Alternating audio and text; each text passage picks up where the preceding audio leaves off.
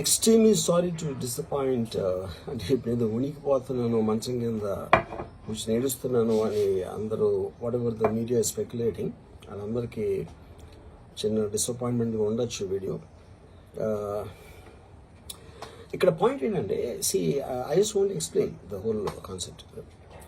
ఇప్పుడు నేను ఆల్మోస్ట్ ఒక 1 year బ్యాక్ ఏదో ట్వీట్స్ పెట్టాను అనే ఎలిగేషన్. ఆ ట్వీట్స్ ఎవరో మనోభావాలు దెబ్బతిన్నాయి. ఇక్కడ విచిత్రం ఏంటంటే 1 year బ్యాక్ పెట్టిన ట్వీట్స్ 4 డిఫరెంట్ ప్లేసెస్లో 4 డిఫరెంట్ జ్యూరిస్డిక్షన్స్లో 4 ఒకే 3-4 రోజుల వ్యవధిలో వాళ్ళ మనోభావాలు దెబ్బతిన్నాయి. వాళ్ళు ఆ పరంగా కంప్లైంట్ ఇవ్వడం, కేసులు పెట్టడం జరిగింది. ఇక్కడ పాయింట్ 1, ఎవరి మీద అయితే నేను పెట్టానని వాళ్ళు చెప్తున్నారో వాళ్ళకి లేదు, ఎవరో థర్డ్ పార్టీ, అసలు సంబంధం లేనివాడు. సో ఆ కాంటెక్స్ట్లో అసలు ఈ కేసు ఎలాగా, ఈ సెక్షన్స్ ఎలా వర్తిస్తాయి అనేది అప్పుడు ఆబ్వియస్గా నాకు వచ్చే అనుమానం కానీ, నాకు కానీ నా మనుషులు కానీ, ఇది ఒక పర్సిక్యూషన్ చేయటానికి ఒక పద్ధతి ప్రకారం ఉన్న అలౌబుల్ లాస్ని వాడుతున్నారా, లేకపోతే ఇప్పుడు వరల్డ్ ఓవర్ ఒక ఫినామినా ఏం జరుగుతుందంటే, పొలిటికల్ పార్టీస్ వాళ్ళు they are weaponising the systems of the police. అది అమెరికాలో జరుగుతుంది, యూరోప్లో జరుగుతుంది, ఎక్కడ కూడా జరుగుతుంది.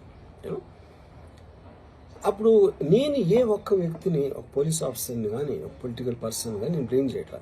I think it happens in certain ఒక ఏమంటారు దాన్ని, ఒక వే.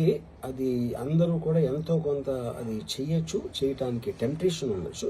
But eventually there is the law of the land which will take the final call. So అది that I completely agree, believe in that and I abide by that as a citizen.